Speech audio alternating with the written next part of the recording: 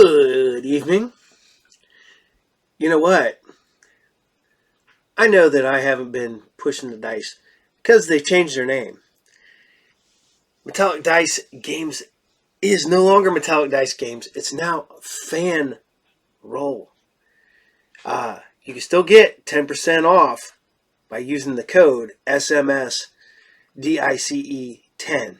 You can go there, 10% off of any of your orders with the code SMSDICE10. But go to fanroll.com. No longer metallicdice.com. So we're still doing it. We're still doing our sponsor there.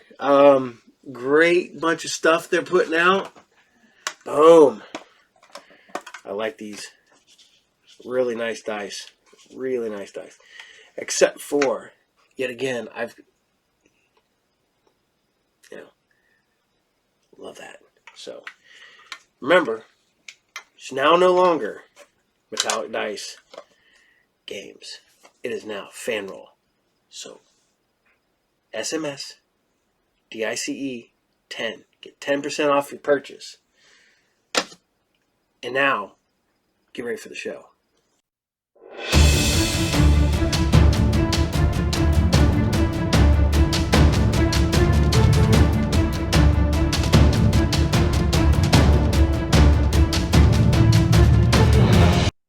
Hello, welcome to today's episode of the Group Therapy Podcast. Today we have comic book artist extraordinaire, Daniel Leister.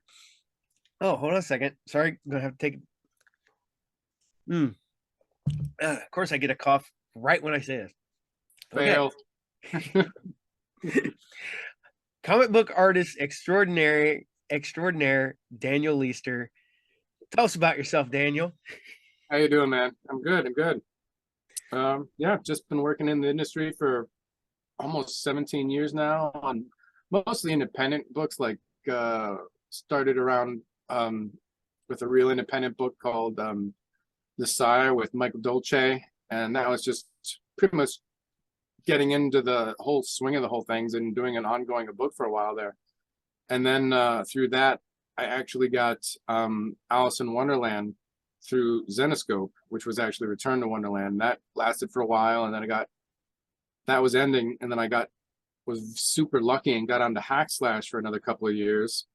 And after that, I started having kids, so I kind of had to back off of ongoings for a while, so I could actually spend time with my family. But everybody's almost in school now. I'm down to my 3-year-old who just got potty trained. He's like so close.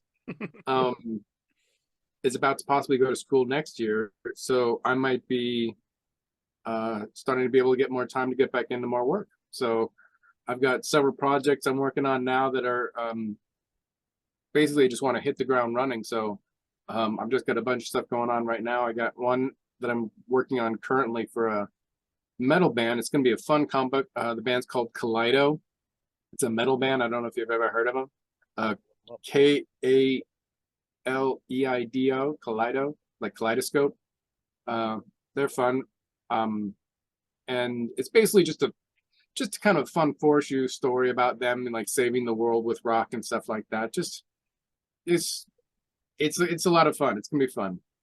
That's cool. I thought it reminded me of some old 80s cartoons and stuff like that, and I thought I could have fun with it. So I thought it'd be a really fun thing to work on. And then I don't know if I ever talked to you about it, but I've been trying to write and draw my own stuff, and I'm writing my second creator-owned work now called Metal Ice Cream, which is a web comic book that's going on right now that you can check out for free. And issue 4 just started a week or so ago, and I put up like 1 page a week, usually on Wednesdays. And this story arc is going to issue 6, so it'll probably last into next year. Just give me basically time to do the next one, which I don't know how long that'll take, but that's like one of the like soul projects, I guess you could say, like one you've always kind of wanted to do. So I'm getting really excited on finishing that one. So that's that and Christmas and the family. That's pretty much all I've got going on. That's pretty much here too. Getting stuff ready for Christmas. I don't have the young kids anymore. I got my youngest is 12 now, so Mm-hmm. yeah. All, Almost all in the teens. Nice. I had the realization about a year ago. I was like, oh man, I'm a father of 3 adult children. I was like, it's weird. That is it's still very bizarre. I talked with my wife about that, and it's just surreal to have the thing twist the other way like that. And you're like, oh, I'm on this side of the thing now. Oh, okay. All right, I gotta be the dad. Okay, right. I thought when I'd have kids, I'd grow up a little bit, but I think it got worse. I mean, I think there's a part of you're trying to give them the best surroundings and stuff, so and also to like not exactly create a bubble, but just protect the kids and Mhm. stuff like that. So I think there's a part of you that's protecting parts of yourself that you want to hold on to too. I feel that a lot where I'm like, that's where a lot of these stories are coming from for me. Is like I want to hold on to some of these things because with kids and everything, just everything just moves so fast Oh, that no if you kidding. don't hold on to some of this stuff, it's just gone. That's like I had the realization. I'm sitting there talking to my kids, and you know my middle boys have gone to conventions with me forever since they were little, When and did they start? geez, I What's remember that one poster in the back there with the girl laying down on the hands on her head? What is that? that Bad one, Dream? What is that one? Deadly Blessing. Deadly Blessing. I don't know if I've ever seen that one. I've seen that poster, but I can't remember if I've actually seen the movie. It's an old Wes Craven movie with Ernest Borgnine in it, Hmm. where he plays like the weird, like almost Amish cult leader. Is it worth it? It's decent. It's early Wes Craven, so but it's Hmm. fun. I just love the poster. Yeah, that I remember seeing that. That is a good poster. Yeah. Yeah, I have that one, and the one next to it is Prom Night 3, the prom night movie that no one remembers. Is that Hello Mary Lou? No, that's 2. Oh, That I'm one like is two. Last Kiss. I don't know if I've ever saw that one. I saw two. I don't remember if I saw three. Well, Uh, one is the Jamie Lee Curtis one that's onto itself. Then you have Mary Hello Mary Lou, which is 2, and then 2, 3, and 4 are all Mary Lou and have nothing to do with the first one. I mean, at a certain point, they just go wild with it, and you're like, all right, whatever. Oh, definitely. But um, as I was saying, is my kid we would go to conventions, and I remember taking my kids to the old Mid Ohio Con. Mm. So there's pictures of them because they were in. Where was it? 'Cause there was first downtown. Was it like the Marriott or something Yeah. downtown? And then they moved out to Easton for a little while. Mm-hmm. And then was it after that? I think Wizard bought it shortly after that, right? Yeah. They were well before Wizard took it over. There's pictures of them in the Columbus paper with my kids. They were interviewed when they were little for the paper because the guy caught them like reading the back of a toy like intently, and it. But yeah, they've been going with me forever since they were probably I want to say like 8 and 6. So Did you let them just run around the show, or do you have them sit down and have jobs at the booth, or what do you well, do? no, this is when we would just go. Um, Oh, okay, yeah. And uh, then you just kind of walk around as a whole yeah, family we would and walk around with everything. when we got older, Brandon kind of got away from it, but my son Joe, who's now 23, he still goes to conventions with me. He worked this Sunday with me, and you know, Cool. he still likes it. He's like, he goes, don't get me wrong, he goes, it gets boring sometimes, but he goes, there's always that one time where something gets really cool, and I'm like, yeah, pretty much. Yeah, So they're pretty much, yeah, that's it. I know I got my 8-year-old, and I'm trying to figure out maybe next year if or the year after is the first one I should bring him to, let him walk around a little bit. yep. It, my kids grew up in that, and I always felt sorry for them because I'm like, I'm sorry, guys, you guys never had a chance. You guys have been in the since day one. You're kind of Yeah, stuck. don't even know it yet. I was like, well, we have the ongoing joke with Joe is that Joe is like a young is me, you know, and he works at the shop. He's with me at conventions. He does all this other stuff with me. And I go, here's the thing though. I was like, one of these days this will be yours because none of your other brothers have any, don't really care about it. And I was like, so is that your Does he have game enough plan? for that? Huh? Does he have interest in that side, Yeah, yeah, in Joe that does. direction? Yeah. Very He, nice. That'd be very nice to be able to kind of to build the thing and be able to pass it off, to, especially if he's interested in it. That'd be very yeah. nice. Yeah. He likes it. There's certain aspects. Of course, he likes the interacting with the customers and stuff like it. He hates certain books though. And that's the one job he gets every Saturday is putting books away. Mm. But no, it's it is nice. Like I said, we've been going to the conventions here in Ohio forever. And shoot, I think Mid Ohio might have been where I met you, I believe. Possible. Um, Yeah. yeah, the back in the old That days. or probably Dayton or James City or Yeah, something like yeah, that. maybe, yeah, one of them two. Well, what was funny is I'm going through my artwork the other day, and I found the three pieces I got off of you. Some of the pieces I got off of you, but it's literally, I believe it's your test pages you did for Zenescope. It's a little five Ooh, page story. I have Jack and three of the Jill or 5 page. It's is the that girl. Jack and Jill or It's the girl. I want to say like she's a mermaid or something, or something. She comes out of the water. yeah, no, okay, that I did that with Raven Gregory, who did the wrote the Wonderland series and everything. Uh I think he was gonna do that as a creator own and like he was gonna bring that to Zenescope and see if that was something they were interested in publishing or to another publisher like Image or something else. So I did like a couple of test pages, yeah. And from that, I think that's one of the things how I got the Wonderland gig is through that actually, because that actually never happened. And then I just ended up slipping. Was it Rich Bonk was the original artist, and he had some family emergency or something that happened where he had to like just tap out, and he says like I got other stuff I have to deal with, and they gave me a ring, and I was like absolutely, let's go. So Yeah, haven't yeah, looked back since. yeah. Well, what's cool is that there's a lot of you guys that got a good start with Zenescope. I am very very lucky. I was with them for almost 3 years, and I did Return, Beyond, Escape, Mhm. little stories in between, a bunch of art for the whole thing. So I'm my like Knee Raven and I's hooks are pretty much in that whole beginning part of it. So that was very nice to be a part of that. And went to a bunch of cons and met a lot of great people. It's great. Yeah. Yeah. And well, it's funny looking back at your beginnings in there, and it's like I said, there's a lot of guys who went on to do better, to do more than Zenescope. Because I But you, let me tell you what happened to you.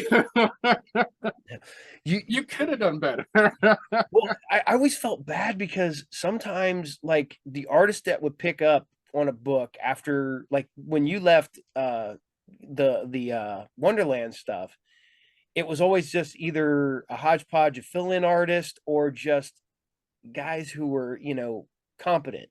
I don't want to sound bad. I don't want to put nobody down, I know but what you mean. I know yeah, it getting was the job done. Yeah. yeah, it was just to keep the book going. And I thought that you worked on those books. You had Metters who came in, did some stuff on there. You had Tony Castillo doing some stuff for early, and you had these guys who were fantastic artists, and it was all starting in there. And That's where Campbell started out with those fantasy stuff. That's he when he started doing the covers for Wonderland. That's when it started there, and all the print Disney princesses and stuff he's been working on this past few years, and the mhm, figures and everything. It started from that. Yeah. yeah, because I mean, realistically, Campbell was a what a uh under Jim Lee's banner when he first started work. He did Gen 13, and then Yep. he was really kind of a an unknown um resource at that time, I guess. And then he picked up and started doing all those Well, once princess. he started doing Gen 13, I think, and that got really popular back in the 90s, and he really started playing with his style, and that got really popular. And then he did Danger Girl, which I was Oh, I totally forgot a fan of, that. and that kind of got him up a little bit more. And then I think around there, he just started doing a lot more covers and stuff. Yeah. And he, like I said, you got those princesses covers, and those just took off like They look crazy. fantastic. I Oh know yeah. Nia colored a lot of that stuff, and it looked amazing. I had to explain to somebody, well, relatively recently. He's like, Nia did all this work on stuff, and I was like, it's her full name was Stephanie, right? And what? I was like, I had to go find a picture. She likes to be called Nia, so I just call her Yeah, Nia. it was one of the ones that he thought was a guy, and I don't know, but yeah, I had to go find a picture, and I was like, yeah, it's short for Stephanie, and they're like, oh yeah. I was like, I don't know if she does. I haven't seen anything from her in a long time. She got out of the comic industry, as far as I know, and is doing a lot of her own work, actually, like more art work and Hmm. consignment stuff, I think. Not consignment, I don't know if that's the right word, but basically just making Commission work. product, Yeah. commission work. Yeah, it's just her own stuff. I haven't talked to her for a while. I haven't seen her. Yeah, I think the last time I saw her was at C2E2, like the second one. If that tells Hmm. you how long ago that was, or maybe the That was a third while one. ago. Yeah, Yeah. back when I could afford to go to Chicago. This last one, I was like, how am I gonna do that? Oh man, do you still do a lot of conventions every year? Or just got a No, handful, or no, no. I was slowing down a lot. Well, when I did the Sire, it was with Michael Dolce, who worked with Image or Mhm. uh, Wizard at the time. So he was able to get me tables at almost every show I could make it. And then we would both go to the show, and like he would come with me and be at the table for a bit, but then also go off and do Wizard work as well, helping out with the show. So I was able to hit a lot of shows that way. And a book actually I did before the Sire, it was called Celestial Alliance, which which was with Darren Sanchez, who also worked for Image. So I also had kind of a way in that, and that's how I got to be Mike. And I was just able, with those connections, I was able to hit a bunch of cons. So I started that, and I mean, I wasn't married or anything like that, so I was able to jump all over the place, and thankfully being able to start making a little bit of money here and there, which is really nice. Because in the beginning you just going on adrenaline and enjoying the whole experience, and then later on you're like, if I want to keep going to these things, I think I need to start making some money. So it gets a little tougher. Um, but once I had kids and everything, I knew it was going to slow down a bit, and I didn't mind. I really didn't want to be on the road like every weekend. I wanted to be home Oh yeah, working like whatever projects I have, and going out and like promoting it from time to time, but not like having to do it all the time. And then I've just started going to a couple recently. I'll probably do a few more next year. I'm hoping to do like Baltimore. I want to do Heroes again. I always thought that was a really good show. And maybe C2E2, maybe one other one. We'll see. Like couple of the big ones I'd like to go to again because they're just really nice, and you can see a lot of people and friends. yeah.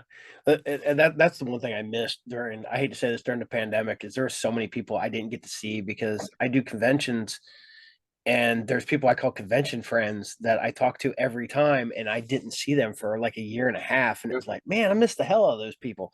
yeah. Yeah. So I have to ask, who did you like? Did you somebody you wanted to emulate when you started drawing, or did you just kind of, In my drawings, yeah? when I comic books kind of bounced around when I first started. Like I would see him here and there, but I didn't like latch onto him for a while. Like I was watching one of your episodes, and you asked something like this, and I was trying to think of some of the earliest stuff I could remember because I don't remember like the very first one that I was like touched, but I remember one that was like a Batman versus Hulk versus Joker, there was a one shot or something like that, Yeah. and I don't even remember actually reading it. I was just looking at it, and I was just so absorbed into the whole thing, and it was so crazy. I totally need to find that book again. I almost Um, picked another one up this weekend. It's what, well, what, it's a treasury. Well, originally it was a treasury. right? It's that oversized book. Then they re-released it later, which I have the like the standard comic book format size, which you can still find, and it's relatively cheap. You can still find it like What's it called? Just it's Hulk, man, Batman it's versus Hulk. Hulk, Batman, and it's a Marvel DC Treasury something. I gotta get. It's one of those ones that I haven't seen for years, but just kind of rolling around in your head from time to time. But then the one I remember actually latching on to, we moved from California to Maryland, and our house, the development our house was in, wasn't finished yet, so our house was still kind of being built. So we moved into an apartment and put all of our stuff in storage. So I didn't have video games or anything at that time, and we were out doing something like my dad, for the company he moved with, they needed like product photos and someone to be like holding the product. Oh, what's this? And we went out, and my dad was doing product photos. He's like, yeah, I'll do that, sure, whatever, make some extra money. So my mom and I were hanging out while he was doing that, and went to go get some food at a grocery store, and there's a spinner rack, and I was looking through, just kind of like, and GI Joe 68 was on there, and I was like, oh, GI Joe, I was a total GI Joe fan from the cartoon. So I was like, Mom, can I just? Says, yeah, fine, whatever. And from that one, I was like, oh, this is really cool. And like, where can I get more comic books? And then because you go back to the spinner racks, but they only have whatever they have, and you couldn't do anything else. You're victim to whatever's there. So I was like, I can't remember how I found it, but I found like in the yellow pages, like the local comic book shop, which was with this total hole called the Barbarian Bookshop in Wheaton, Maryland. And it was a total hole in the wall. I mean, it was smaller than the room I'm in now, and I could like touch the walls, and there were stacks of books to the ceiling, and it was a total mess. And the cash register guy was behind this pile of stuff, and you could barely come out. And there was an actual hunchback that worked there. It was amazing. And I started getting books there, and I wasn't thinking about the art. I like drawing and stuff, and I've tried playing around with drawing comic books and stuff, but I never actually thought about drawing comic books at that point. I just was totally into the story, because GI Joe got really cool there for a while with with characters. And I still need to meet Larry Hannah and get a couple of his autographs before we lose him someday.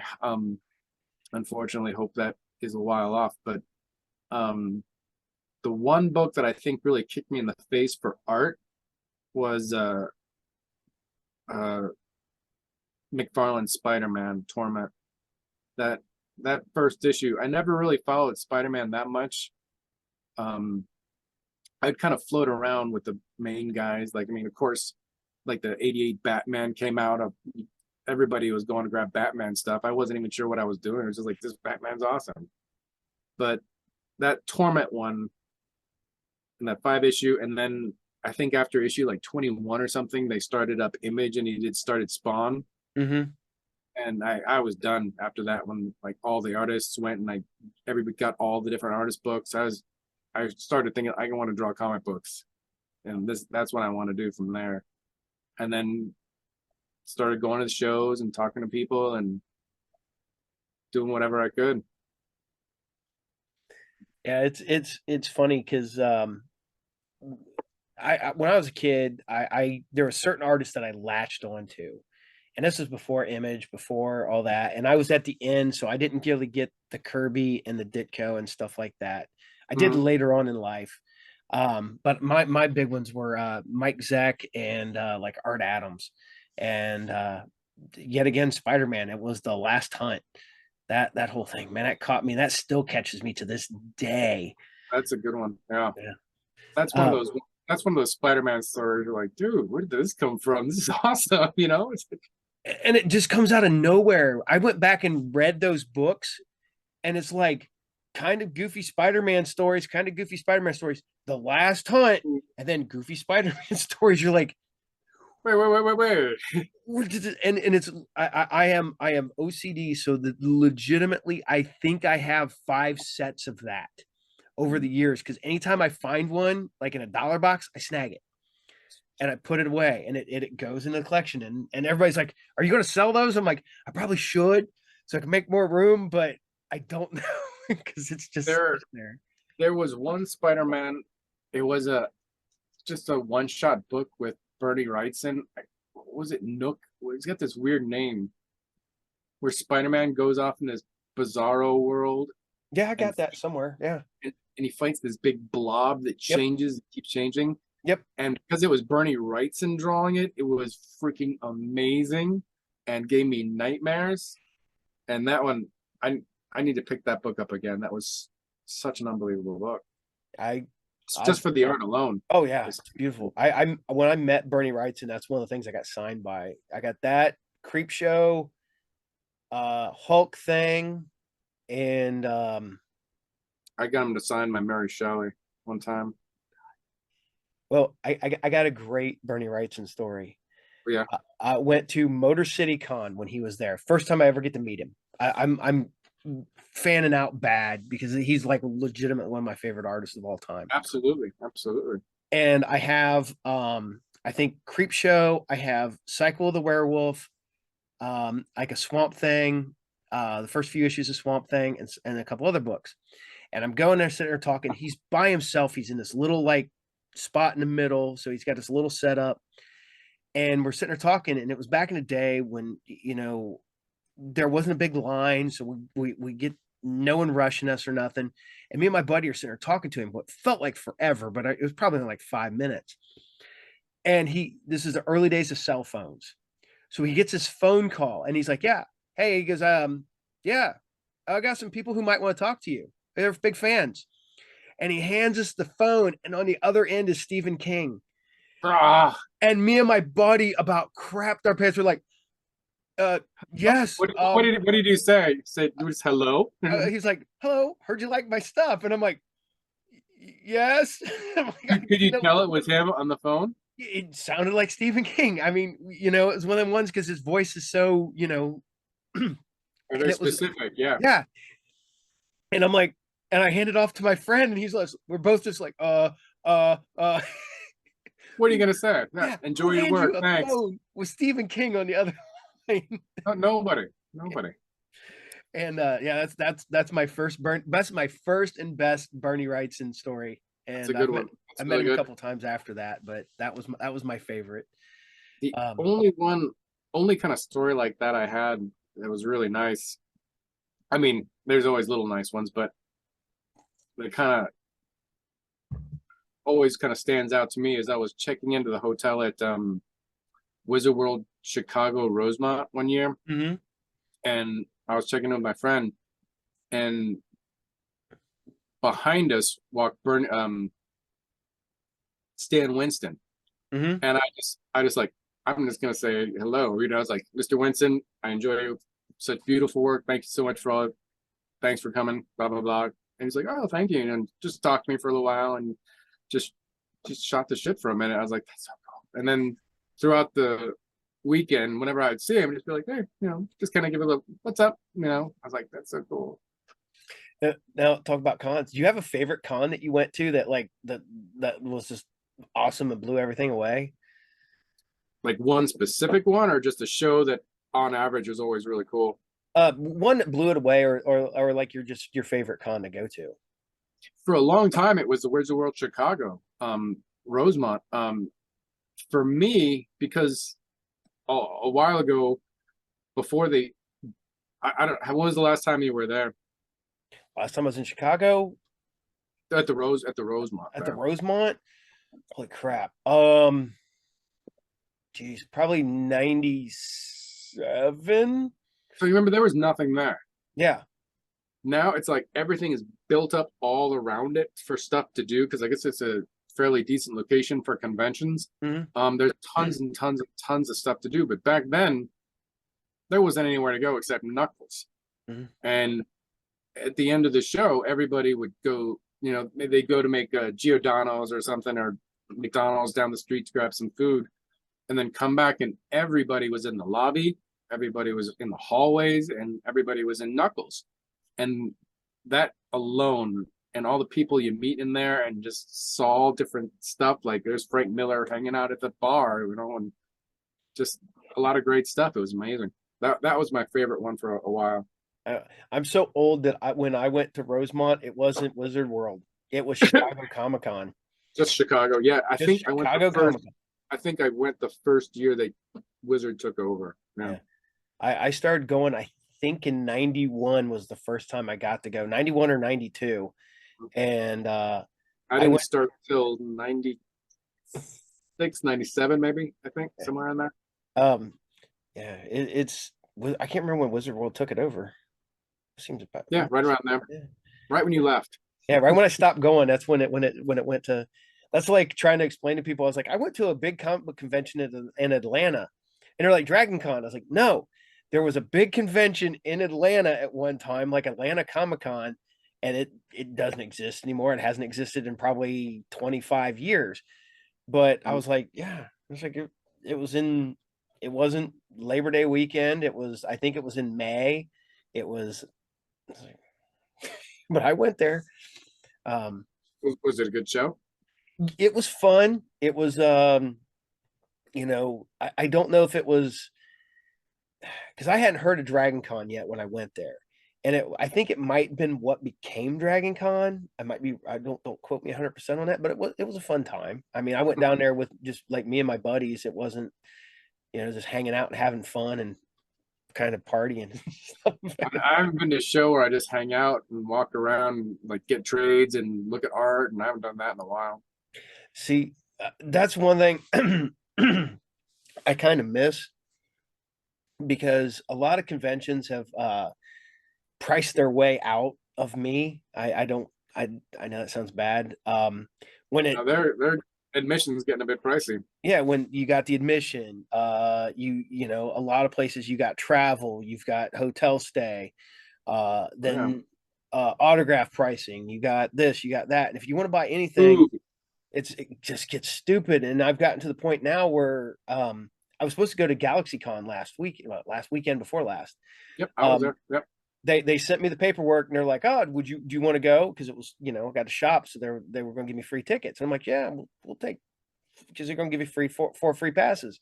Contact us and we'll send you the passes. Never got our passes. So I was like, do I want to go and have to spend the money to get it and then spend the money on the autographs or spend? It's a question. Yeah, it's a question. And I heard. yeah. But one thing I still love doing the small shows because those you go and even as a dealer, I go and I can kind of walk away from the table if I have my son with me and I can kind of shop around and you get better deals because people are willing to deal. But when you got to pay for, you know, your spot and your spot for the weekend is, I don't know, $1,200-$1,400, you need to make as much money as you can. So you don't discount nothing. You don't give deals. But when you hustle, got yeah, keep talking to people and keep shilling it. Oh, it's tough. I've been trying to understand that because when I'm drawing and doing commissions, like I'm just sitting there with my head down and I can talk to people a little bit, but I'm trying to focus on the commission and I'm not very good at that. So I need to kind of switch to more hustle and selling product and like I can bring commissions, like do pre-show commissions or something like that, bring them in and work out. That's a lot easier for me and then be able to just kind of be able to talk to people and hustle more during the show so I'm making more money. Oh yeah. Well, you know, I always felt bad because, you know, you go to conventions and you want to get an autograph from an artist and was one of the big ones I went to a while back. I think it was Indiana. Legitimately the artist was there all day, but he signed for 1 hour. He was doing commissions the rest of the time. And I'm like, that's fine. You know, that's great. But, you know, it'd been nice for it to been, you know, maybe on their website or something, you know. Didn't even let you know. Yeah, didn't let you know till you got there and you walked up there and you go up to their sign. There's like, you know, the guy's sitting there and you got like 3 books or something. And he's like, "Oh, he's not signing till 3 o'clock." I'm like, "Well, I'm gonna be gone by 3. Shit, that's the reason I came here." So, That sucks. Yeah. or if you get there and I have commissioned artwork while I've been at conventions, and sometimes I've gotten my artwork right then and there, no biggie. Sometimes they've been like, "You know what? I'll ship it to you." I'm like, "Okay." That would be me. And then a year and a half later, I get the book. I hopefully not that far, but yeah, I have one of those things where I have a couple really good fans who are just like, yeah, just take your time, and then when they say that, you just kind of have to kick the crap out of the commission to make sure it's a good one. So Oh yeah. it Well, starts getting a little bit anxious. so yeah, but that's just definitely one of the ones where it's like I was like, I'm not in a hurry, just whenever I get it, I get it. And one time I forgot I had artwork, and all of a sudden I come home one day and there's this big package sitting on my porch, and I'm like, the hell? I open it up and it's like, oh, like, sweet, I got artwork. I What, forgot do I you remember had. what it was?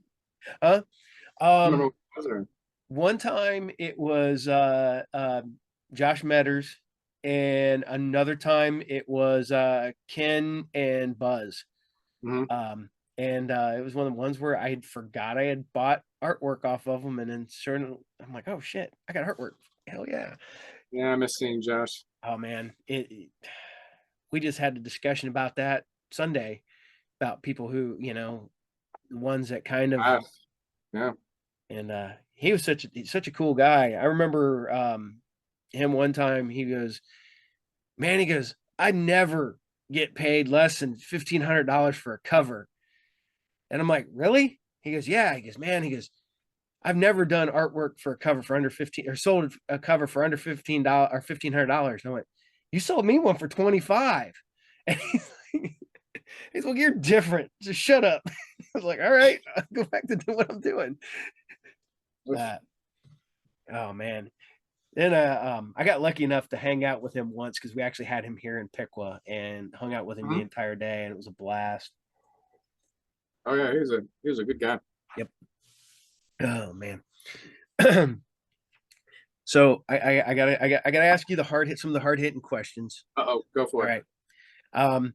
If you were allowed to do one character or team, which one would you want to do? Any character? Any character, any superhero team? Constantine. Constantine, sweet.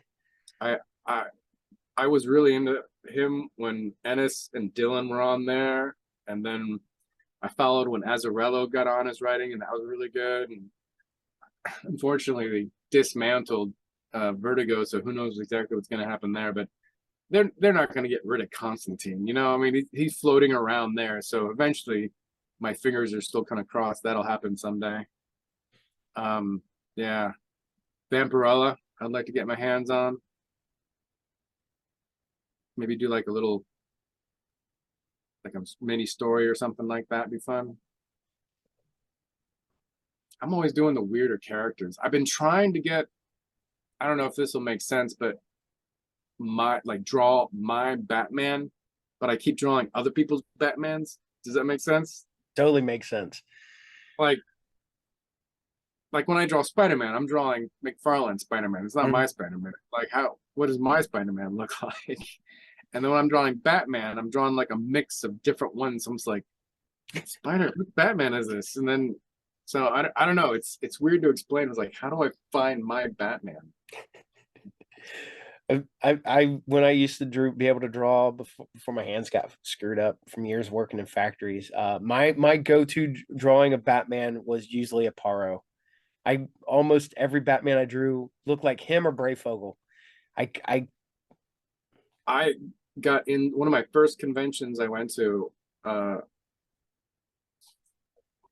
Bill Ray, who I think did the color for Batman the Cult, who was Bernie Wrightson, Mhm. was there. I picked up a couple of those because I looked at it and it's like the coolest looking Batman I'd ever seen. So I probably lean a little bit towards Wrightson's Batman when I draw it. Yeah, it's like the really giant pointing ear. You know what? It's still not Kelly Jones level of giant ears on Batman. Yeah, he went pretty high on those. Yeah. His stuff got kind of exaggerated, but it worked for his stuff. Yeah. Yeah, it worked great for the horror aspects that he did, especially when he did the vampire stuff with Batman. That was great. Absolutely. Yeah. And okay, so I got to ask, who would you want to work with on a book? Like an artist, a colorist, inker, a writer I mean, that you've never worked with? I know there's so many people because when you're only able to do so many projects, and it takes a while to put projects together and everything. So I think Azzarello. I'd like to work with Azzarello. I've talked to him a few times at shows, and I've kind of tried to get chummy with him, but I haven't been very good at that, and I don't know how to talk to him professionally. So I think the next time I see him, I'm going to trying to talk to him on more of a professional level and see what happens. See, I would assume that would have to be hard because I don't want to sound like I'm kissing his ass or anything like that. yeah, because you want to talk to these people about working with them or maybe doing something. Not even that.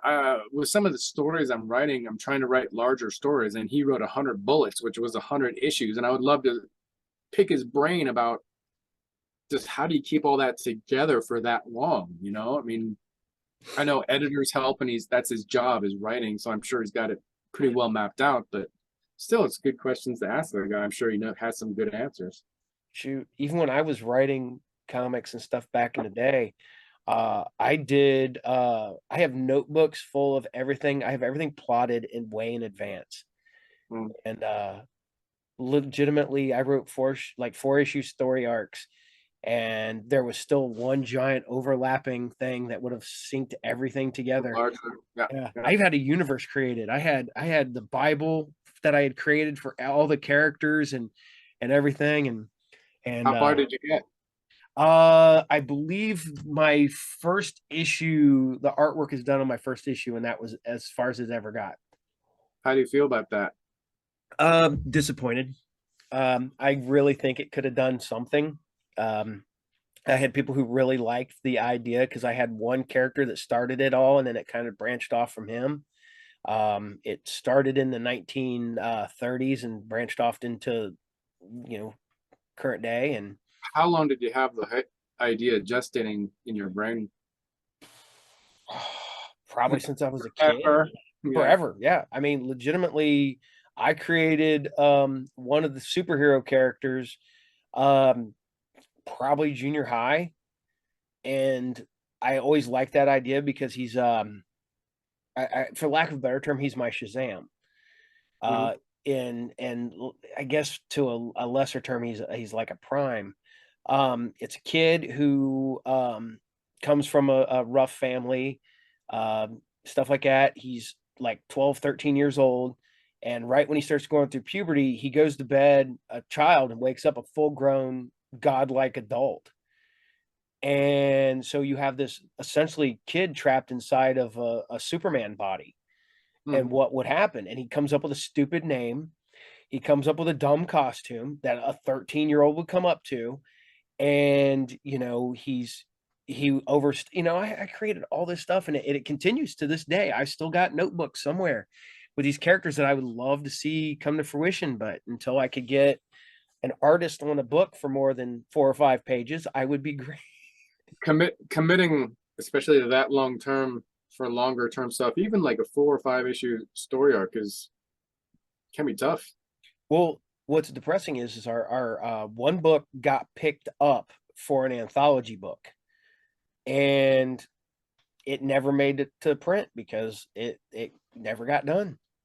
So they loved what they saw and loved it, but That's one of the things I actually thought about when you mentioned like who I would like to work on and stuff like that. I've always thought about, because usually when you do anthology books, it's like different people working on different stories all in one thing. I was like, well, can I draw the whole thing and just work with a bunch of different writers? see, that And would be awesome. but yeah, and I have a couple of ideas I'm kind of gestating right now myself about that and how would that work. And I've got one where it's got a decent framework to hold it all in, like this building. I have an idea for like an apartment, like a larger, older apartment building or something like that. And I would give each writer a room in the apartment building, said, do whatever you want, just have it attached to this building kind of thing. You know what I mean? Stay in your room, go out wherever you want, just somehow this building's attached to the whole thing, and kind of have it working around this building. But that's all I got so far. But I would love to be able to do that in some respect. And I think I could work with a wide variety of people if I had like short stories from like 1 page to 15 pages or something like that. Just really quick shorts would be really cool. See, actually, the one of the last characters I created probably will never see the light of day in comic form. It's probably going to see film next year. My goal is to start making this and doing shorts on YouTube, like Nice. and the best way to describe this is it's the Crow meets John Wick. Mhm. And I don't know how to explain it without giving almost the entire story away, but Yeah. it's something I came up with. I don't know, about And you're 5. gonna make like a short film, or what are you gonna do? I'm gonna do it kind of episodically, maybe do it in like 10-15 minute segments. Live action or Sorry. live action? Yeah. Mhm. I've got people who will work on it. I've got some people who've taught me some film. I've got some decent editing software. I've got a pretty good camera now. I've Cool. got friends that work now in special effects in movies, and they're not That's going to be able exciting. to be there on the but they're able to help me. I got one guy who's hooking me up with a couple things to work on it and stuff. I was hoping to do it this year, but things just got out of hand. I just didn't have the time. But I'm going to add Try yet to make another. that work. Yeah, if you got those connections, definitely try to make that work. Yeah. Totally. So it's bad that something that I've always had, well, not always had, but had for quite a while, um, in my head is finally going to see fruition in a completely different medium than what I originally created it for. Mm. And yeah, As long as it's incarnated in some way, because yeah, that kind of makes it nice. yeah. I mean, And the only problem is that you can go. There's no budget in a comic book, but there is time. time exactly. Um, but it's one of them fun things that I kind of like. I keep myself super busy. I don't like having too much downtime. And as I've told people this before, I used to be an alcoholic, so I tend to try to keep that on the back burner as much as possible. And for the most part, I don't worry about it. But every once in a while, you're like, man, I could use a drink. Just get bored or overwhelmed or Mm-hmm. And now I just I stay busy. I do these shows, I do my other shows, and I work on stuff on the side. And I got my shop. I got my kids. yeah. I mean, you better just keep yourself out of a full life. Absolutely. Yeah. Now, I got to ask on you got to keep busy with the kids and stuff like that. Um, with working on a book and stuff, have you worked on much since you've had kids? Not. It's definitely slowed down. Which was one of my fears about having kids. About would I be able to keep doing this at all? But I've been just insanely fortunate with how things worked out. I mean, uh, I had work and everything before having kids, and my wife was on track to having a very good career. So she ended up being the one who ended up being the moneymaker, and um, just that's the track she went down. And then when the kids came, there was the question of like, well, do I keep trying to push for the comic book job and then send the kids to daycare and have to pay for that? So whatever I'm drawing during the day is just going to send the kids to daycare.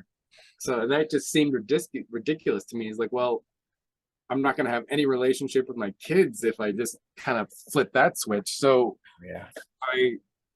I chose to like stay at home, raise them, and then when they're napping, I work, and at night I work. So I'm not working as much, or not wasn't then. I'm slowly starting to get more and more, which is trying to reach out to people and get more out there on these different podcasts and going out to conventions again, and just be like, I'm here, I'm still alive, and promote this stuff I'm working on. Yeah.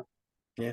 Because I'm I miss the hell out of your artwork. Um, I always liked when you did Zenescope when you did the Wonderland stuff. I loved your hack slash stuff. Thank you, thank you.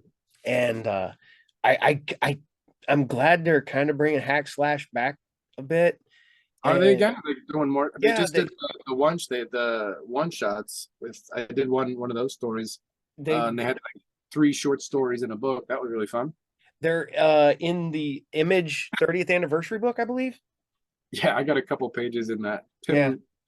Tim asked me if I wanted to. He had like the layouts done, and I was like, "You just finish them for me." And I'm like, "All right."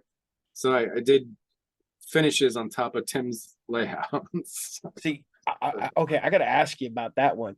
Did you think when you hooked up with Tim back in the day that Tim would become Tim that he is now?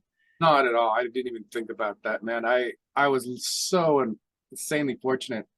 My art dealer at the time, Paolo Belfiore, who does Cadence comic art, I was talking to him when Wonderland was coming to an end, like on Escape from Wonderland.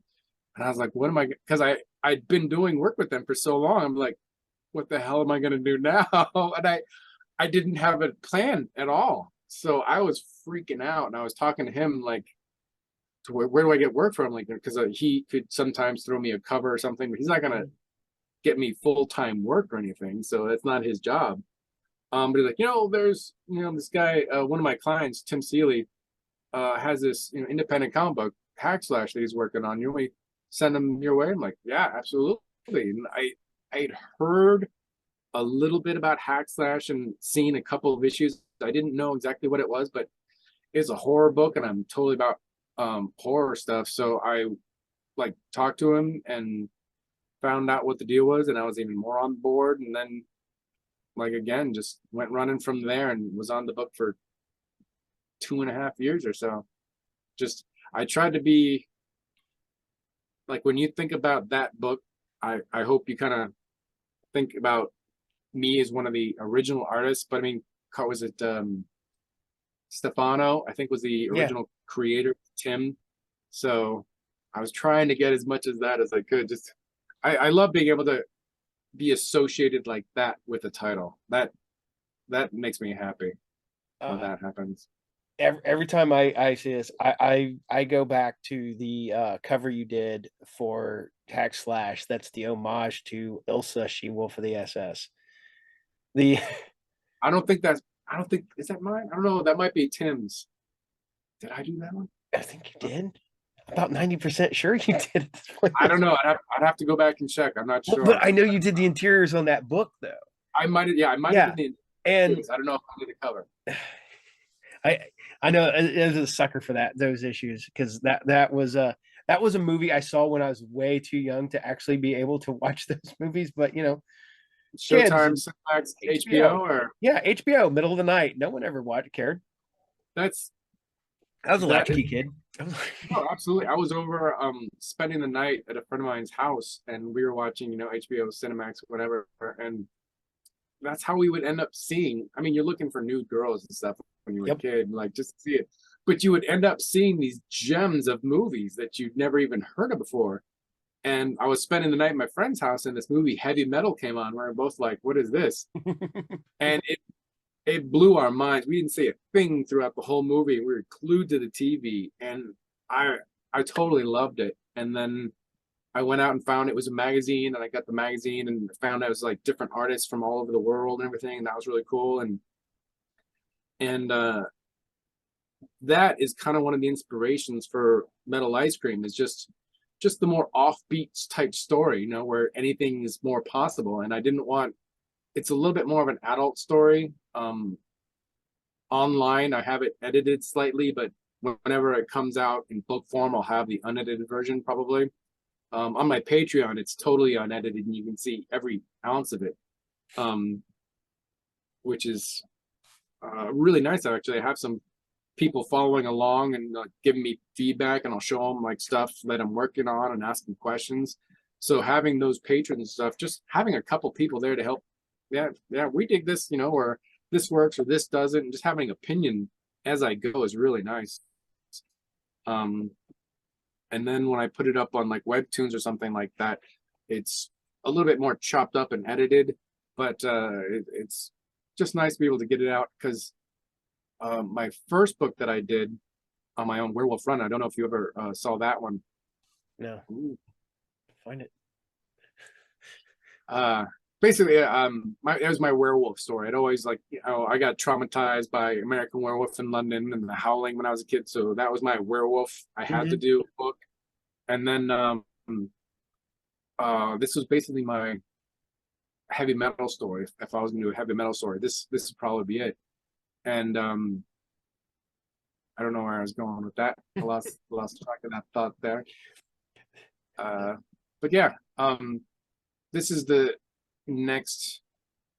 I got like 5 pages left to finish the first story arc, and this thing has taken me about 6 years because this stuff is, what is it? The I don't know, the stuff that really like I want to put my heart and soul into it, kind of thing. I make it look good and be a good story and have just be a good product. And I have to work on it on the side of everything else. So like after I finish a project, I'll work on it a bit, and then after maybe I'll turn some layouts in, and while I'm waiting for approval, I'll work on it for a little bit. So it's always on the side. What I'm hoping to do is like find an audience for it, because like what I was gonna say is Werewolf Run, I knew the audience. It was werewolves. You know, there's an automatic audience for werewolves, which isn't too hard to tap into. But this book is more my thing, and I gotta feel like I have to find an audience before I really put it out there. Yeah. So we'll see how it goes. Before we get too far. Yep, that was Tim's cover, but yeah, I did that. Yep. Yeah, but you did the interiors on it. Yep. Yeah. Oh my God. Well, you know, it's funny because you talk about heavy metal. It looks like heavy metal is ending and then returning. They're starting Heavy Metal Volume 2, number 1. Some company just bought heavy metal and they're I publishing. did not know that. Yeah, I didn't know it either till I was placing my order a little bit ago. And I wonder why they feel like starting over again. What's the point? I don't either, but they're doing it literally like the first cover. Peach Moko does a Tarna cover, and somebody else does a Tarna cover, and I'm like, I don't know. I ordered it. Fuck.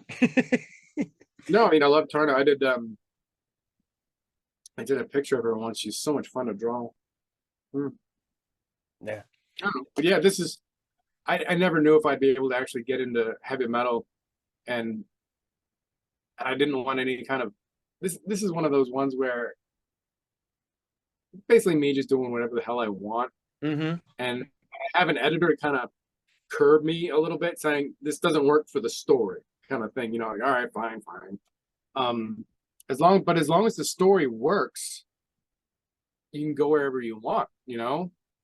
So this one was kind of me just trying to get from A to B and introducing the characters and having them meet and kind of getting into it. It's basically this girl, Jennifer Crush, whose ship is attacked by space pirates, and she escapes with like a shuttle, but it gets damaged and it's just floating through space like Ripley in the beginning of Aliens. But her cryogenic chambers totally been shot to shit, so she's just floating out and trying to catch somebody before she runs out of air. And like a week later, she like is about to run out of air, and she runs into this giant ship just floating through space, and she's trying to contact them, but no one's answering. So she gets out of her ship, which is out of power, and just kind of jumps onto the other one and goes in, and there's no one there except this round ball thing and a robot controlling the whole ship. And she's basically trying to hitch a ride, basically back to some kind of civilization where she can go to a port or something. And it's trying to get from A to B, but then there's like C, D, and everything kind of goes, doesn't quite go the way they want it to, but eventually they get to the end. So, but it did go all over the place. There's some stuff I think you'd really like when you check it out, and you'll know a lot of the references. Sweet. Because I always like those big, like, I wouldn't say epic space stories, but like the loneliness of space, because space is vast and empty and full of cold and death and dread. So pretty much, yeah. and to have, just like two main characters, because you get the robot and the girl, that I think that would be, that's right up my alley on stuff like that. And then, Yeah, I'll send you a link to the beginning of the webtoons, and you can check it out totally for free, man. And then whenever I actually get this whole thing together, and I'll put it in a PDF and send it over to check it out. Sweet. I just finished the first draft of the second story arc. This is one of the things I was talking to my patrons about. I was trying to come up with chapter names for it. Mm-hmm. In Kirkman's Invincible, each one had like titles of 80s sitcoms. Mm-hmm. Kind of, do you remember that? And I thought that was a really fun idea, and I started with like old, just space movies or something, like any kind of space oriented. So I was gonna call the first story arc Lost in Space, but I couldn't really think of any good titles, and I wasn't really happy with that.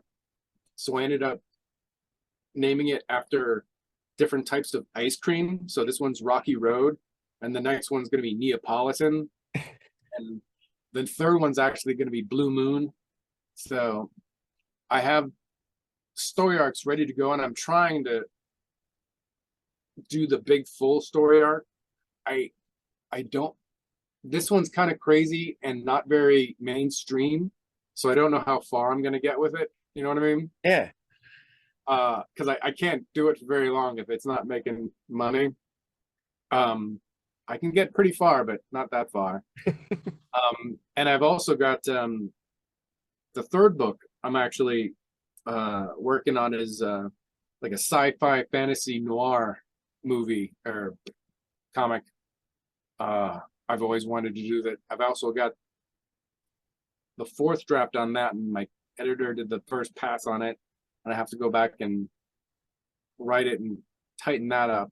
But I'm really hoping once I'm going to go into the art for the second story arc for Metal Ice Cream, and then I hope to be able to finish writing that next project before I'm done drawing it. So be able to just jump right into that one when I'm done and have that be my third project. I don't know. The hope is basically to be able to just write and draw. Like if I could get like 6 to 8 books a year and somehow find ways to fund that where I could just focus on that, that'd be amazing. That's the goal. Have you thought about doing like the Indiegogo stuff or anything like that? Yeah, I'm looking into it right now. But like I said, this one, I'm looking for more fans and trying to get as much of a fan base for it as I can and put it out there for free to people to check out and see if there's even any interest. Because I can put it out digitally, but to actually go for a print run or something like that costs a good amount of money. And I don't know. I'm just kind of this one's I'm gonna play around with and see what happens. Like try different things. Like this is my first time doing the web comic, the digital free comic book. Mm-hmm. Like I said, it's slightly edited, but for the most part, it's all up there.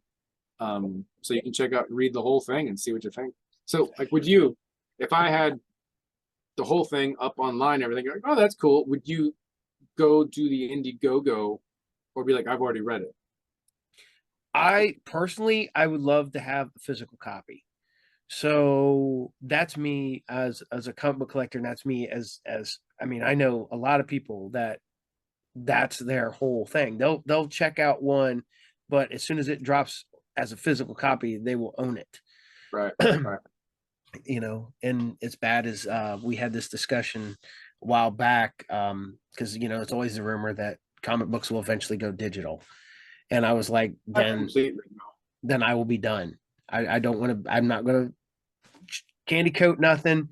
If all comic books go digital, I'm like, all right, I'm good. I don't need to collect comics. I think a lot of the state of everything in just the whole plane, it feels like is changing. Oh yeah. A bit.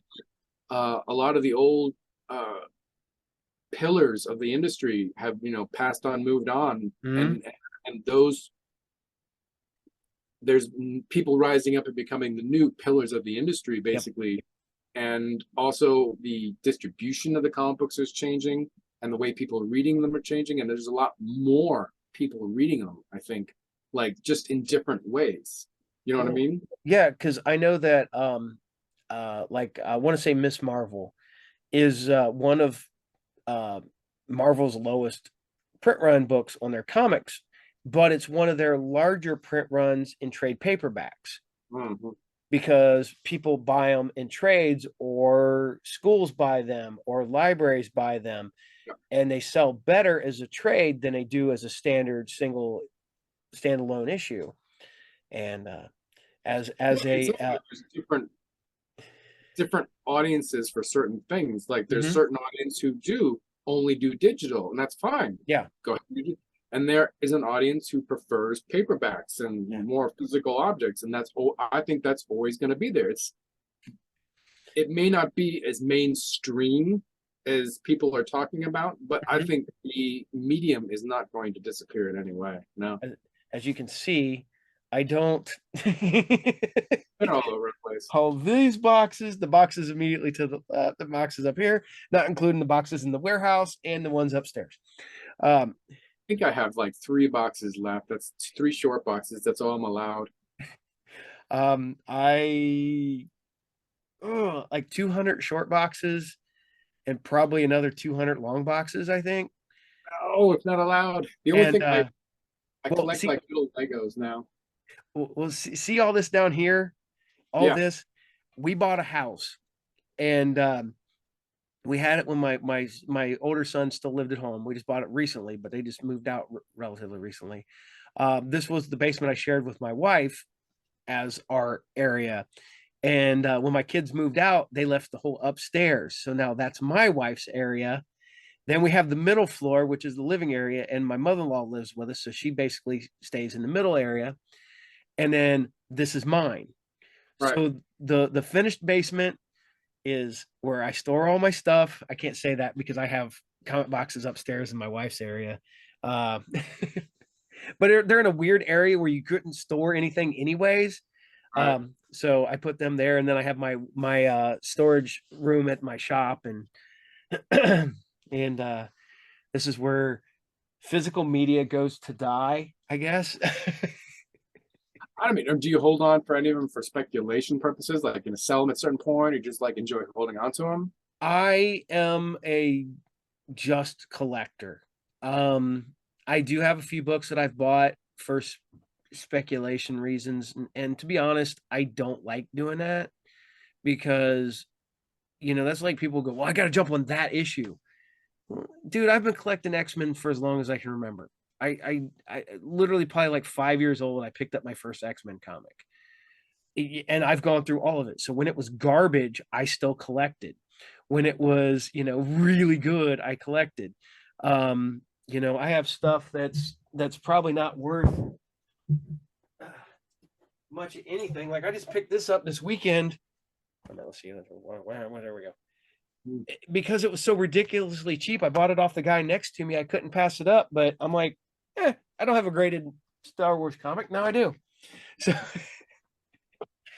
and the rule is that if anything happens to me, my wife has to keep like a handful of things. I have my giant size X-Men graded at a 9.0 over there. That's got to stay in the family.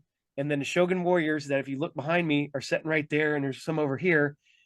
Those have to stay in the family because it took me forever to get them back from when my mom made me sell them when I was a kid.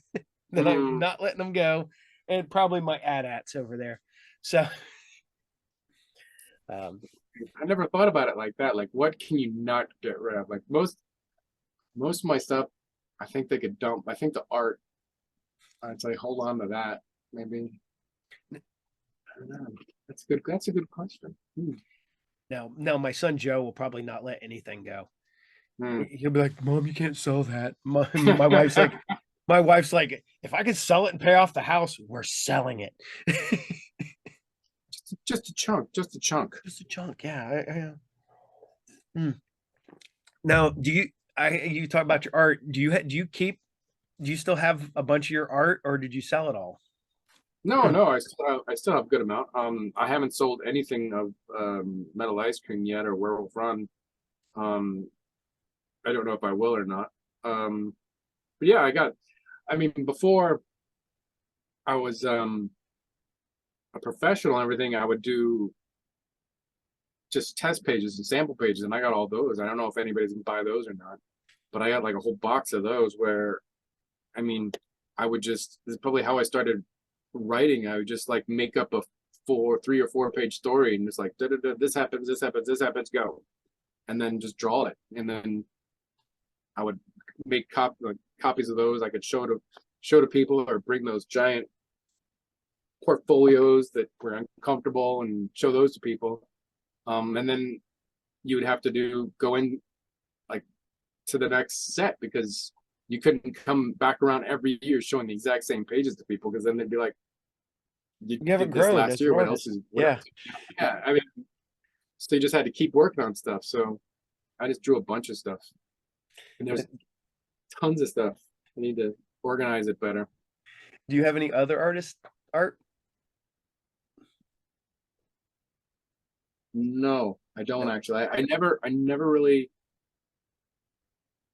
I haven't indulged that yet. I don't know. I'm still focused on getting books made. Like actually getting through the work of just pulling it out of my head and getting it onto the paper. And I haven't thought about that for a while. I thought maybe if I got someone maybe to do a variant cover or something, maybe I'd buy the art or something, or thought that'd be cool. Or I haven't let myself go down that rabbit hole yet. No. I'm not gonna lie. I had to kind of get away from that. I had so much stuff. I have a box. I have like a stack of art, probably, I don't know, about that thick, and it's just boxed away. I don't know why some of it I even have, because that was back in the day when you could get art relatively cheap. So I would just jump on it. I'm like, hey, Mike McCone has some pages, like $5 a piece. I'll take $20 worth. You know, now they're $150 a piece. So whatever. Before we get, okay, I have to ask you this. When you set down to draw, do you have a ritual? Do you listen to any type of music? Do you watch TV? Do you? Sometimes, I mean, not sometimes. I usually listen to music for a while. Sometimes I can watch a little bit of TV, but it has to be like something I've seen, because otherwise I'll just sit there and get into it and not draw. Watching it, next thing you know, you're not drawing. Yeah, I mean, especially if it's something good, like, because like I need my eyes for both things, and it's like, this is kind of annoying. So I'll usually just listen to Spotify. I got like a Spotify account, and I've made like playlists for the things that I have in my head. Like Metal Ice Cream has its own playlist, and Werewolf Run has its own playlist, and I kind of listen to those to kind of sometimes give myself a carrot to kind of follow. Like, here's something coming, Yeah. you know. Which helps get through the work sometimes, and be like, all right, you're almost done, keep going. Yeah, definitely, mostly music, sometimes podcasts, when it's more just kind of those like long stretches of just doing like background or something like that, where it's kind of not really thinking about it and just doing it. And I'll listen to some podcasts or stand-up comedians or something like that. But yeah, I usually have something going on. Usually, yeah. Do you have a go-to band or anything that you like to listen to that's maybe worked its way into both your playlists? A lot right now. Like I heard you talking about this too. I've been listening to a lot of synthwave. Mm-hmm. A lot. It's kind of like the rhythmic and the soothing is kind of just like keeps going, and it's not like Enya or anything. And they got some really good music these days. Believe me. There's this one guy, Perturbator. I've been Oh yeah, listening to I just saw him. I want to see. He's so good. I went and seen him in Detroit back Nice. in September. Yeah, he's one of the ones that's been really standing out, to where there's certain songs he's done that make me feel like, oh, you got this from this movie, or like he's got like Blade Runner, he's got Akira in there, and He's got a bunch of Bengalis and everything. Yeah. well, he's got Humans Are Such Easy Prey, and it's legitimately starts out with Kyle Reese's monologue from Terminator. Yep. And yeah, there we go. Yeah, see, Perturbator. Oh, are those the LPs? Yeah, that's B-sides and remixes. So as I Oh, bump nice. that, I got B-sides and remixes volume 1 and 2. Their newest one, uh something Distasteful Sacraments. I got, but man, I'm gonna tell you what, I did not know how that was gonna be. I went, like I said, went and seen him live, and I'm like, oh man, do I really want to see a guy play a laptop for, and he gets up It's a there, light show. he plays keyboards, he plays guitar, he's up there playing the keyboard, playing guitar, working on the keyboard while still windmilling. And then he's Is got it his just mic. him? Yeah, it's just him. And I got to see the band open that he was touring with was Health, and they do a lot of and they were Those guys are badass, dude. oh my god, Oh, my son went with us, and he's like, you didn't tell me Health was going to be here, and I'm like, I didn't know it until like 2 days before, and he's like, holy crap, Health is great, they're on this soundtrack, and I'm like, and then I saw them live, they were great, and it was like, damn, this is, and I'm like, I did not know how, because I'm a metal guy, and I like stage shows, I like, but, and literally I seen him in this club that was so tiny in Detroit, and you're just like, oh man, how is that's this going to awesome. be? Oh, and it was great. I loved it. I'd go see him I, again. I'm starting to really prefer the smaller venues instead of those arenas. I mean, they're fun for their own thing. Like I went to go see Elton John for his goodbye tour, Mhm. which ended up being really cool.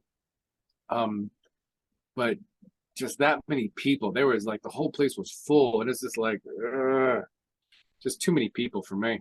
Yeah. See, I think the biggest I don't mind is Kimba Live over in Columbus, Mhm. and that's just small enough, but just big enough that you can get go see decent bands, and but it's A still lot of small fun enough, the Newport. That's always a good spot yeah. to do. And then the LLC, they have a pretty good venue. Well, the Kimba Live used to be Newport. Was it? Yeah, it's Maybe they changed the name, I yeah, guess. Okay. because you have the Kimba Live, you can go, and it's the club on the inside, and then they can open it up so you can go around the back, and you can see shows outside during the summer, and you can see shows inside during the fall and stuff like that. Like we just went and Hmm. see Clutch a while back, and that would have been great to see outside instead of being packed inside because it was warm and you're all sweating your ass off, Right, right. That's cool. and but yeah, no, I that, and it also helps because I listen to a lot of stuff when I'm editing, and it keeps me from losing track of time. Because if I listen to Hmm. it on vinyl, I have to stop and go, oh shit, I need to flip a disc over, flip the record over. I'm horrible habit of losing track of time. So Yeah, I've been a lot of that stuff is kind of the soundtrack for the next project I'm working on. So that's kind of the mental carrot I'm like leaving myself like this is the direction we're going. So that just keep that going. that sounds about where I'm at with mine, the one I'm wanting to do. So I've actually got a guy who does some synthwave stuff. Hopefully I'm gonna work with him on making a soundtrack to my anthology, I guess my series that I want to work on. So That'd be so cool. I would so want to be able to work with somebody like that in that capacity of like just giving them notes saying I want it to feel like this. This is the idea. See what they come up with. I for my when I did a campaign on Kickstarter for Werewolf Run, I actually had someone help me that I paid to do the video and put the whole thing together with me because I'd never done it before and I didn't want to drop the ball. And they were putting like the video together for it, and I was able to give them feedback and stuff. And I asked, have you ever heard of the band A Place to Bury Strangers? Mm-hmm. No, check them out. They're a really interesting band. They have this song called Ego Death that just sounds exactly the way I'd want it to at the beginning of a Werewolf Run. And I asked them what it would take to use that song at the beginning of the trailer for the Kickstarter. video, and like I ended up working it out with the band's manager, and I contacted them, and he's like, "Yeah, you're so and so, and we'll let you use the rights for the song." I was like, "That's awesome!" So I ended up using the song in the video, so I was very happy about that, and I would still like to do that again in some capacity. It'd be really fun. Heck yeah. So they did like stuff like that relatively recently, like with the death metal stuff for DC, where they actually put out a soundtrack for the series. And they did that back in the day too. And I think that's always been kind of cool to give you music to listen to to read your comics by.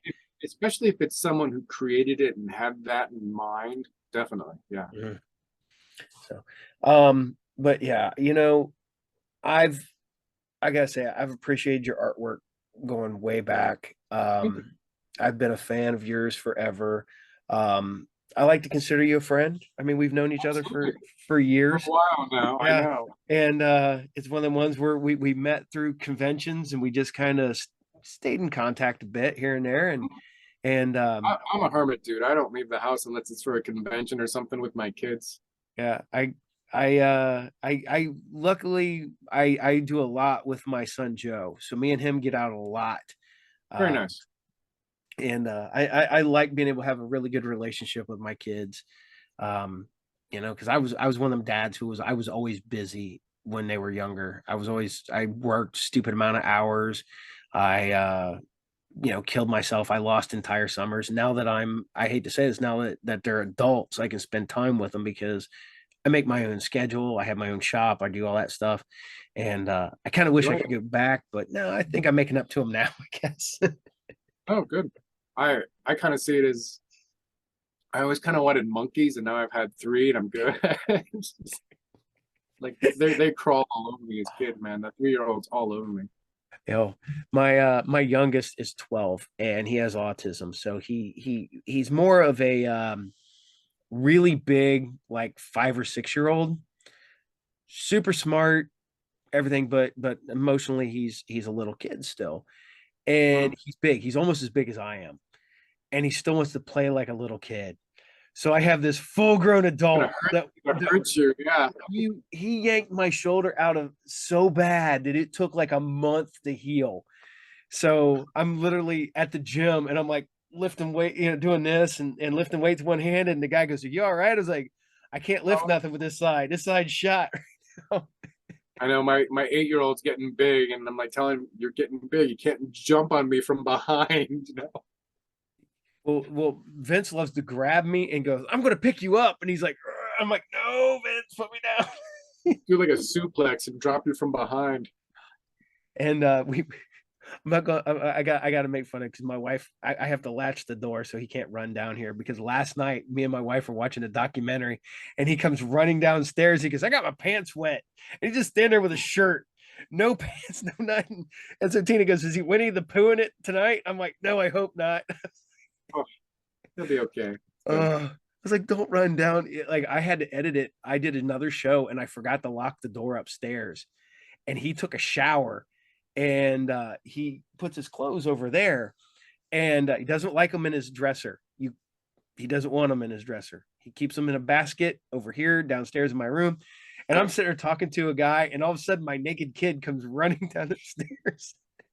It makes Like, life interesting.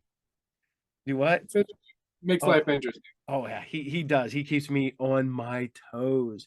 And he's finally getting where he's mellowing out though. He's getting where he can he's not by himself, but he can my mother-in-law, like I said, she lives upstairs, and I can leave him. He hangs out down here. He goes and gets He can his do lunch. things on his own for a while Yeah, and he can hang be out. on his loan for a little while, and it's nice because he doesn't have to go with me everywhere I go because he just gets aggravated. He doesn't want to be there. He doesn't want to be at the shop all day, because he just goes around and bothers people. He goes, No, I mean, like at that point, once they get to an older point, they can start doing the things that they enjoy, hopefully for a little bit longer than like 10 minutes or something like that. Yeah. "Oh yeah." He'll get hyper focused on something though, because the only problem is that YouTube. You gotta watch it because he'll go in trying to find cartoons that he likes, and then of course there's those people who put shady stuff listed as, and then I'm like, Vince, what are you watching? Turn that off.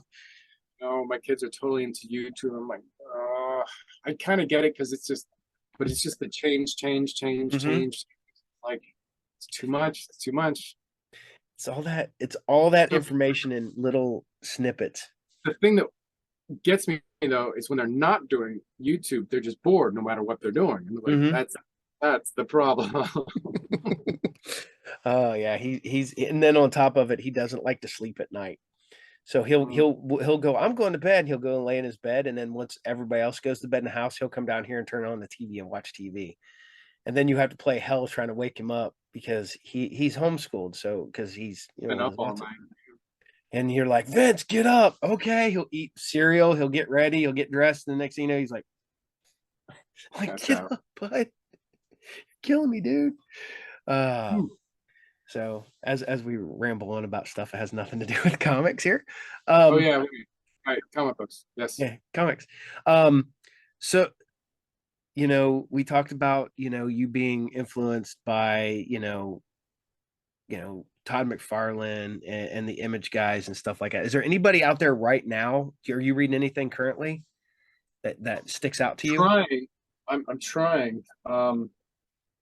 Gary Frank has always been someone I've looked at for a while, who always just blows me away. Oh, man. Um, and someone I've just Daniel Warren Johnson. I've just been following his stuff this past year or so, and I got a chance to meet him and talk to him at C2E2 this past year, and really nice guy.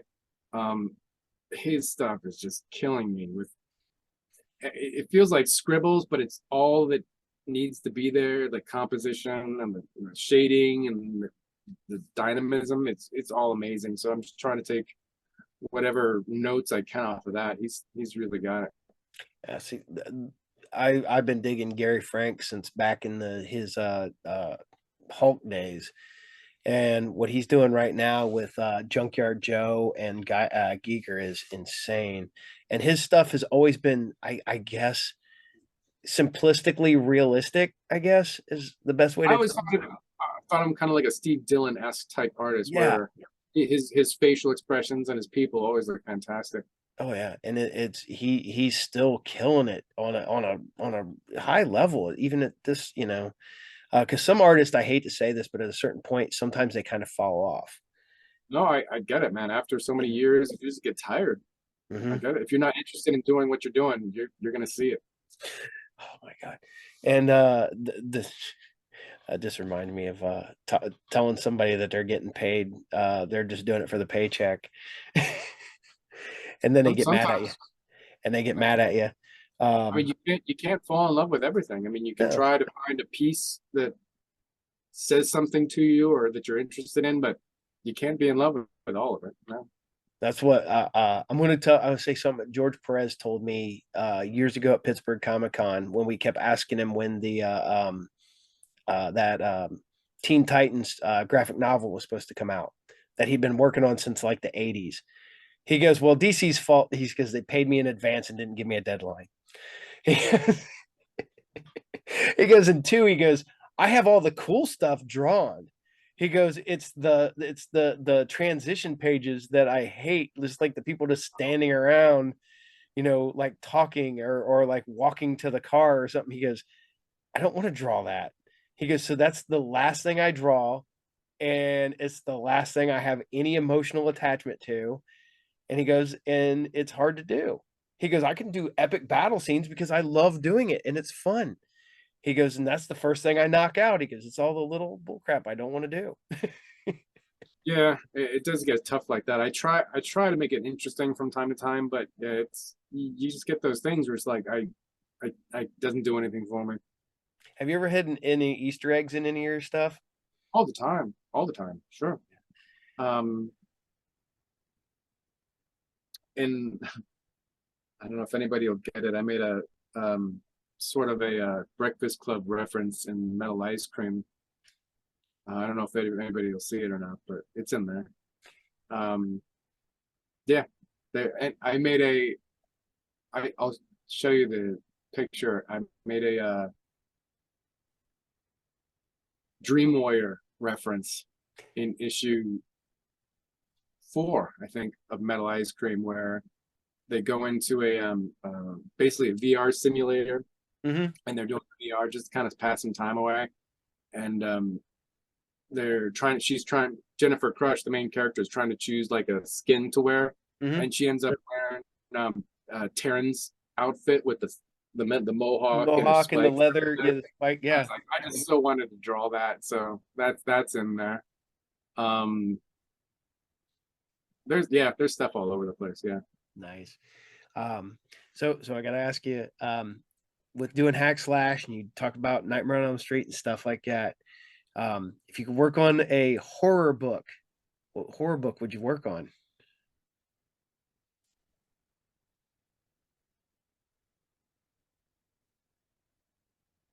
I can't say Constantine again because that's it's the same thing. Hang on, let me see.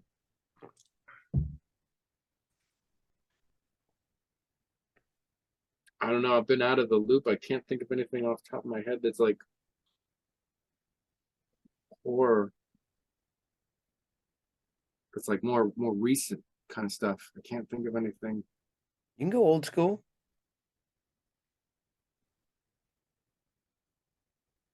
I don't know. Nothing sticking out, huh? Besides like Vampirella, Constantine, um, I don't know.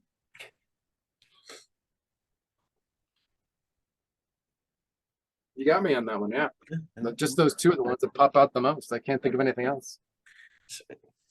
Yeah. The I always, the one thing, because DC had that really good relationship with Dark Horse for a while, and they were doing all the Batman, like Hellboy and stuff like the fact that we never got a Constantine Hellboy crossover is such a criminally just It would have made sense, yeah. yeah. The fact that we never got anything with Hellboy and the Demon too, which would have been Perfect. yeah. But I don't know. So we've been going an hour and a half. Wrap up here soon. That's all right. Yeah, I'll get ready to hop off here. So we'll ask, where can people find you? Pretty much Facebook, Twitter, Instagram. I have a website that I have up right now, and I haven't been able to update a lot recently, but it's there. Just DanielLeister.com. You can just Daniel Leister at any of the other places. I can give you a link for the beginning of Metal Ice Cream on Webtoons that people can check out.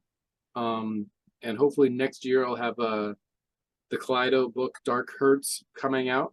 We don't know what avenue that's going to be coming out yet, but I'll figure that out. And hopefully more from there. Are you taking commissions right now? Usually, right now I'm full-time on the Kaleido book, so I probably won't take. I've got like 2 or 3 commissions sitting here in front of me that I need to finish that are just stalling on. I'll probably take more after like April of the next year. Okay. And I have to ask, have you ever had to draw Amethyst, the Princess of the Gem World, for Darby Watkins?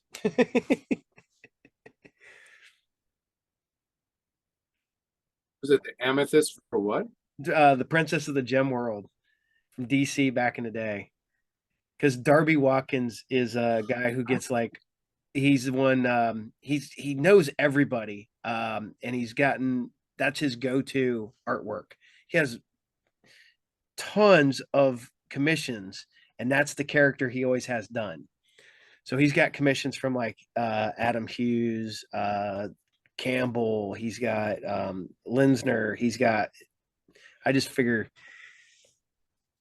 always wondered if he asked you. I don't think so. It doesn't ring a bell, but after a certain time, I've done so many, I don't remember. I don't think so. My go-to is Satana from Marvel. And everybody's like, who? Satana from Marvel or Baroness from G.I. Joe. So Baroness. That's a nice one. I did a commission to her one time. She's fun. I'm pretty sure if I dig through my artwork, you did a commission Baroness for me at one point. So That might be the only one that I did where she's like kneeling down and holding the gun and the big symbols behind her, or No, it's just a maybe it's a. like a headshot. It's a long time Oh, ago. okay. Maybe Yeah. So Okay. yeah. So all right. Well, I appreciate the hell out of you coming on here, and I will post all your information here at the end of the episode. And I would like to put something together down the road because I'd like to get you, maybe a couple other guys talking comics and stuff like that, artists and writers who. Absolutely, just drop me a line. Yep. It's a work in progress. I'm still getting used to the whole Zoom thing because I used to actually go and interview people, and now I just do this.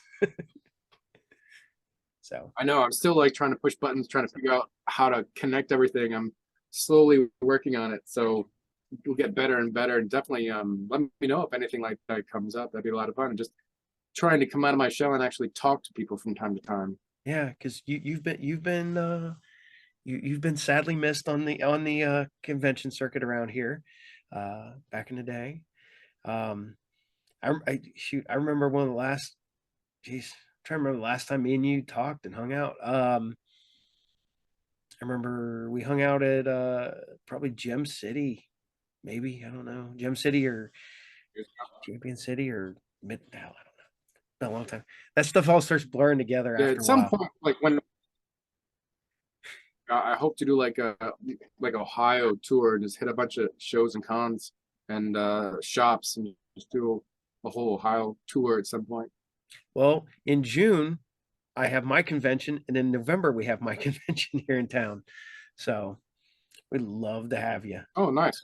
Yeah. I can't. Drop me a line, man. Let me know. Yeah, See what's going on that month. I will. I'm pretty sure I got the date nailed down. I got to check a couple little things, because basically we're using a half empty mall. So Is that the Century 3 Mall or where is that? no, it's the Miami Valley Center Mall in Piqua. It's the I'm thinking of Pittsburgh. There's that empty mall there. So. yeah. God, I ain't been to Pittsburgh since I went there the last year of Pittsburgh Comic Con, and then when Wizard World bought it, I never went back. So yeah, it's been a while. Yeah, the good old days of Pittsburgh Comic Con. Because I always liked Pittsburgh because it was a comic convention. They had very few media guests. You had maybe a couple of the people from Night of the Living Dead, Dawn of the Dead, because it was literally filmed right there, and that was it. And I miss those days. Yeah, a little bit more comic centric is nice. Yeah, you talk about Heroes. I've never been there, and I keep planning to go, and I have It's not. definitely. I mean, there are other people there, but the heavy saturation is the artist alley, and it's just great wandering through there and seeing tons and tons of great artists. Yeah, because like we were talking about Darby. Darby's always trying to talk me into going down there, but it's I think it's legitimately my birthday weekend, which makes it a little hard to do. So yeah. But I'm gonna let you go, sir, so you can do what you need. Rolling. Yep. And if you're like me, you're a night owl, but you got kids, so I don't get sleep very much now. no. I go to bed about 2 a.m. and I get up about 9. It's my average day. So 6, 7. Yep. So luckily Vince crashes and he don't wake me up early, but he keeps me up late. So but thank you, sir. I appreciate the hell out of this. And I will keep you in the loop, and we'll put something together, and I want to get you up here for our convention. So and all that fun stuff. Man, let me know. All right. Well, I'm going to say goodbye, and I will talk to you soon.